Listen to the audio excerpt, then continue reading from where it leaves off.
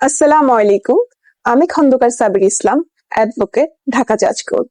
বাংলাদেশে বর্তমানে পরকীয়া কিন্তু খুব মহামারীর আকার ধারণ করেছে।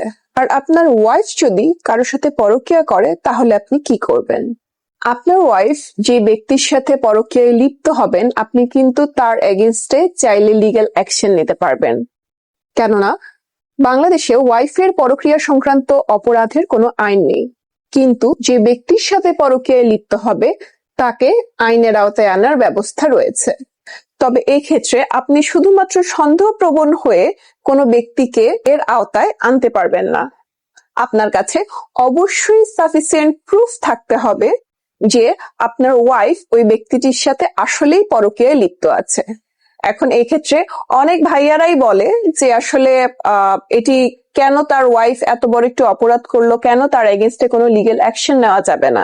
আমরা বর্তমানে শুনছি এই আইনটি আসলে অ্যামেন্ডমেন্ট অর্থাৎ সংশোধন হওয়ার সুযোগ রয়েছে এবং হয়তো সুদূর ভবিষ্যতে আমরা দেখতে পাবো যে এই আইনটি আসলে সংশোধিত হয়েছে। আপনার ওয়াইফের যার সাথে পরকীয়ার সম্পর্ক আছে বা পরকীয়ায় লিপ্ত আছেন তার এগেইনস্টে কিন্তু আপনি অবশ্যই ক্রিমিনাল অফেন্স হিসাবে আইনি ব্যবস্থা নিতে পারেন।